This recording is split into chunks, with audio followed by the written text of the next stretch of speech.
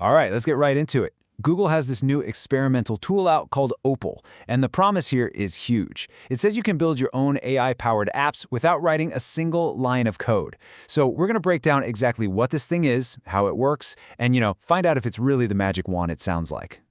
You know how it goes. Every amazing invention, every game-changing app, it all starts with just an idea. But for most of us, that's also kind of where it ends. That dream of building the perfect app just smacks right into a very real and very technical wall. I mean, seriously, think about it. You're driving, you're in the shower, wherever, and bam, this genius idea for a tool pops into your head. Something that could help your business or just a really cool app for your friends. And then what's the very next thought? But I don't know how to code. It's such a common frustration, right? And this right here, this is that coding wall put into numbers. Traditionally, you're looking at months, maybe even years to learn programming languages. It costs a lot of money, it takes a ton of time. But a tool like Opal, it promises to take that impossibly steep mountain and turn it into a gentle hill you can walk up in minutes or hours, using a skill you already have, just talking. So, this is where Google Opal makes its grand entrance. It's part of this whole new wave of tools that are designed to completely tear down that wall standing between your idea and an actual working application.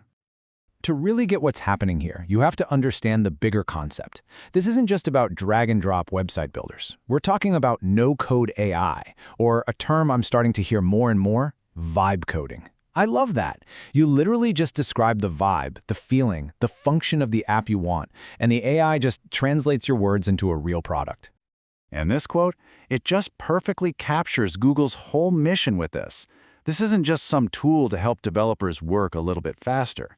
No, the real goal is to democratize creation itself, to put the power of software development into the hands of marketers, teachers, small business owners, basically everyone. Okay, so how does the magic trick actually work? Well, the process is ridiculously simple, and honestly, that's the whole point. It all boils down to these 3 steps. First, you just describe your idea. You say, I want an app that generates blog post ideas based on the tech industry. Then you visualize it.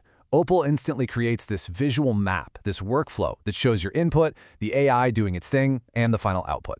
And last, you refine it. You can literally click into any one of those steps, tweak the prompt a little, or drag in new pieces. It's not coding. It's more like having a conversation. I saw a user describe it this way, and it's perfect. Building an app with Opal is like being a chef who doesn't have to do any of the boring prep work. You just get to focus on the recipe, the creative part, the big idea, and the tool handles all the chopping and dicing and sautéing for you.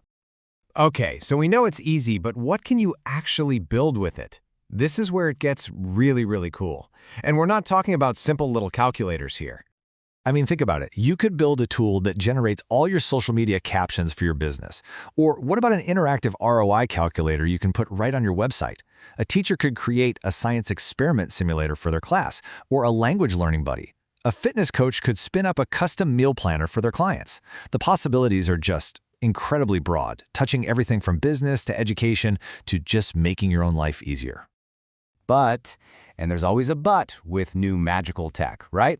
It's not perfect. It has its challenges and its limits. So, to keep things balanced, let's talk about Opal's kryptonite. And this is a really important reality check. Even with these amazing no-code tools, studies show that about 40% of people who aren't technical still kind of struggle with setting up the more advanced stuff. So, simpler doesn't always mean effortless. There's still a learning curve. It's just a heck of a lot smaller. So, diving into the nitty-gritty, here are the main hurdles. First, there's just getting access. It's a US-only beta for now, and it's experimental, which means it might be a bit glitchy. Functionally, the toolbox is still growing. For example, it can't do automatic loops, which is just a nerdy way of saying it can't easily repeat the same action for a whole list of items. And then there's the big one, data privacy. With over 60% of companies being pretty wary of these platforms, it's a huge consideration. These are all real, practical things to keep in mind. But look, even with those limitations, the trend that Opal represents, it is undeniably the future. This is about so much more than just one cool tool. It's about a massive shift in who gets to create things with technology. What this all really points to is the democratization of app development.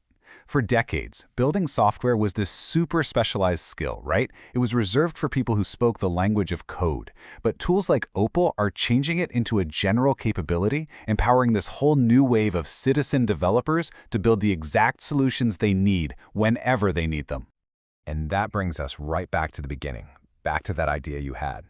With these barriers to entry just crumbling away, the only thing really standing in your way now is the decision to just start.